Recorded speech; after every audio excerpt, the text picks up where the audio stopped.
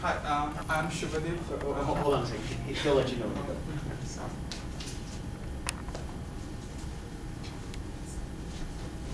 Okay.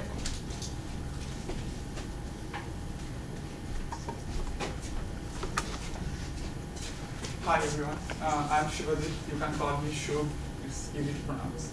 I'm from Legacy department and today I'll talk about some topics, some introductory topics in vibration. So, vibration, I'll talk about these topics regarding vibration. First is periodic motion.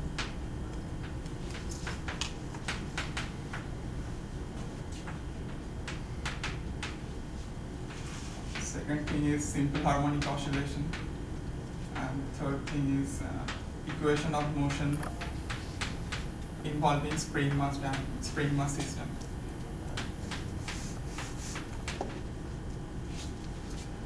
So why this topic is important?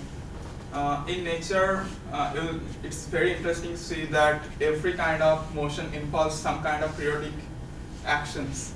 Like if you see the heartbeat, it actually has a periodic motion inbuilt. Does anyone know the rate of heartbeat in human body? It's around 60 to 100 beats per minute. So if we look around, I'll see that our daily actions like taking shower, drinking water, occasional walks, sleeping, everything works in a periodic fashion. So the periodic motion is kind of a repetitive motion that occurs in nature, and one special topic in periodic motion is simple harmonic motion. So a perfect example to introduce simple harmonic motion is a spring mass system.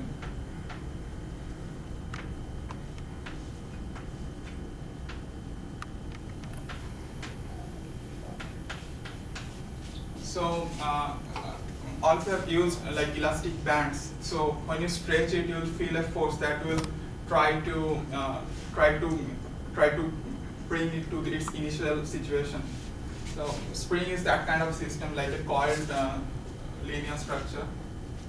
And if I attach a mass into the spring, you will see like it will have the initial state where none of these are moving. So this is called the equilibrium position.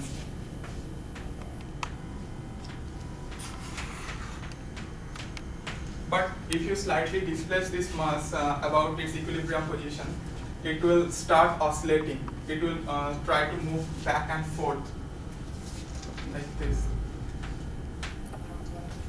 So when it's in the state of equilibrium, it's not moving.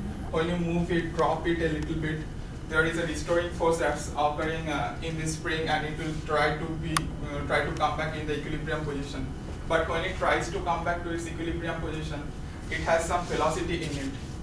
That's the momentum. So that's why it doesn't stop it in the equilibrium position. It overshoots this position and then again go back, so go upwards. So when it go upwards, then the spring force occurs in the reverse fashion. So it pushes it again backwards. So it starts moving back and forth. So this kind of motion is called simple harmonic motion. And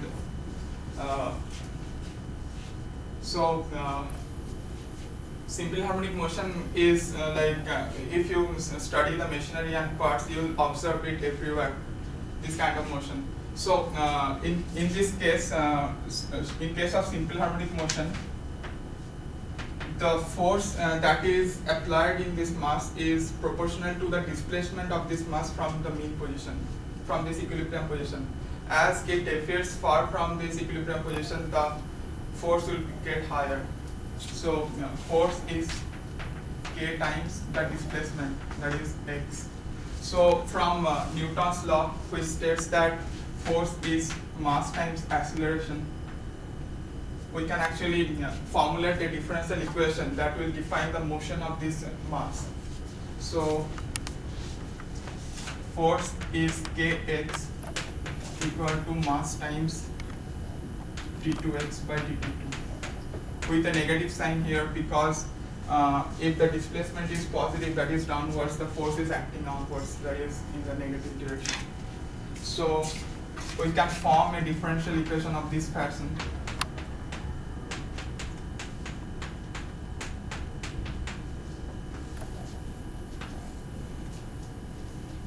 This equation defines equation of motion of a simple harmonic oscillator.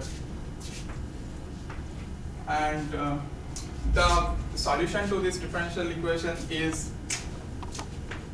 x equal to x naught sine omega t plus phi, where x naught is the amplitude. So what is amplitude? This is the equilibrium position, and this mass can move to a furthest position. So the distance between the equilibrium position and the furthest position is called amplitude x naught. And the time it takes to complete one cycle is called the time period. That means it will move down, then go upwards up till this, and then again come back to its original position, the starting position. So the total time taken by this for this action is called time period. And omega is nothing but angular frequency, which is omega equal to 2 pi by time period. So if you substitute back this equation in this differential equation, in this solution to this differential equation, you will see that it exactly satisfies, given the fact that omega is square root of k by n.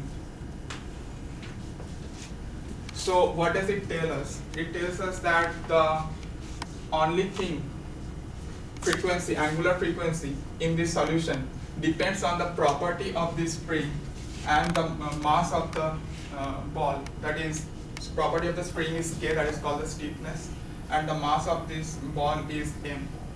And it doesn't at all depend on the initial condition, that is the amplitude. I mean, if you move it very far from the equilibrium position, it will have the same time. It will have the same time if you move it a little bit. It is not that intuitive, so I would like to specially mention this fact that in a simple harmonic motion, the time period doesn't depend on the initial condition, that is the amplitude. It doesn't depend on how we start the experiment. It only depends on the property of the spring and the mass of the ball. If you have any question, I can.